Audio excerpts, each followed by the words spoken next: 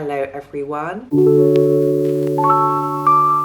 Welcome back to my channel. Thank you so much for tuning in. So I thought I'd catch us all up with the last 8-9 months because I started YouTube, but I was documenting and still are documenting. Is that how you say it? Are documenting? I'm still documenting on TikTok. So this whole reverse diet, then the first push up, I'm going to catch us up. So we finished dieting in November 2024. I lost a total of 22 kilograms in the space of 20, 25, I think it might even been 30 weeks. And then we reverse dieted. So the point of a reverse diet, and I can definitely get into this if you have questions, is to slowly build up your calories to make sure that you're not gaining too much fat. But it's very, very, very important after a prep that you gain fat, especially as a woman. So the point here was to build up my calories, make myself feel a bit better. I've done this video enough times. It does take me about 8 to 10 weeks to start feeling somewhat normal. I'm generally very, very positive anyway. So it's just a little bit more energy and feeling that oomph in the gym where I can really push past failure, because I love to train. So when you tell me 1 rep in reserve leading up to, when you're pulling back or things like that, that's the thing I struggle with the most. That for me is the most struggle. Like, I don't like it, but I know that has to be done. So we reverse dieted my calories up, and then what we did was we ran blood work. So we assessed the bloods and bloods were fine. Then we went into our first bulk, if you want to say. So we were pushing food for an additional 8 weeks. So at this point, I'd been increasing my calories for 16 weeks. So I went up about 4 kilos in that 8 weeks, which seems like a lot to some people, but wasn't generally a lot. And I was feeling strong in the gym. We were putting food in, assessing, seeing how the physique was looking. I am very petite. Okay, we need to remember that I am super petite. So we can't be pushing too much food where we've done that before, and that did work. But I was 75 kilograms in March of 2024. I was 53 kilograms, in November. So that's a lot of weight. So we had to lose a lot of fat, and I did lose muscle in the same instance. You're never going to go through a prep and never going to lose some muscle. You need to accept that. So anyway, going back, so we finished at 16 weeks, ran blood work, and there were a few markers that were not in range. So coach and I, big boss and I, we sat down and we were like, right, so what's the plan of attack? Now, where you're always continually chasing that progress and you're always bulking, cutting, building muscle, losing weight, I have actually been maintaining for the best part of 15 weeks at this current moment. It might even be longer. And for me, that's been really difficult. But it has been so important that I do document this, because I struggle. There's days where I'm like, what am I really doing? But in the gym, my gym performance generally on the board is going up with legs, upper body, give and take. I might increase a few exercises, I might maintain a few exercises, but my body weight has been generally very, very stable. So this has caught me up to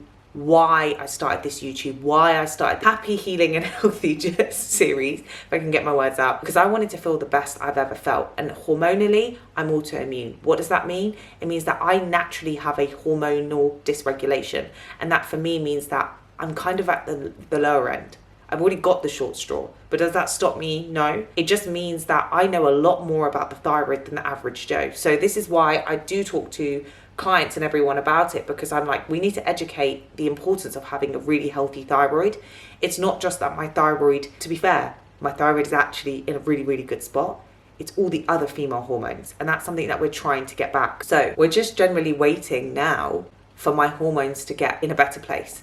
And I've been doing a lot of research. I need to get my cycle regular. I need to get it back. And for a woman, that's the most important. Now, everyone's going to have their own opinions on, oh, you've got to do this, you've got to do that. But I felt like it was important to document my own journey and what I've been doing. So for the foreseeable future, we're just waiting. We're waiting for the body to do what it needs to do. And yes, you can try seed cycling, you can try this supplement, you can try that supplement. When I was doing my own research, for example, chaseberry, which is recommended, maca powder, which is recommended, if you have a thyroid condition, it's actually not recommended. There's science to show that you should try to avoid those because it can disrupt the upregulation of your thyroid. And this is something that I have to be really careful around. So the supplements and the natural supplements specifically, that generally I would advise clients to take if they've got a thyroid condition like myself, they can't take. So it's really, really important that you do take that into consideration when you do, try to regain a cycle, try to get hormones regulated. It's really, really important that you take that into consideration. Being autoimmune additionally means that I do have to be extremely careful. I can't go diet, bulk. We have to make sure that I'm at homeostasis, that my body is happy. Now, one thing that I've really taken into account is I've pushed myself out of my comfort zone. Clear example, I started this YouTube channel. I'd be happy if 5 people watch it because I'd be still speaking about my story. And this is why this is an additional video just to document my own journey. I would love to say that I'm building the muscle that I need to and that I'm going to be, back dieting and back in the sport before you know it. But at the end of the day, that's not the reality, and that's not been my reality. And it took me a long time to come to terms with it. Firstly, I got told that my hormones were not where they should be. 2 weeks later, I was already in the gutter a little bit. And then I broke my toe. So then I couldn't train how I normally would train. So I had to find workarounds. I'm getting tested a lot, especially with my health. And I've always been tested a lot with my health, but I think that it's really important that you see all these people on YouTube and they're like, oh yeah, my bulking diet and I've made this amount of progress. But sometimes progress is inside. And for me, progress has been inside. I've taken a step back. I've reflected.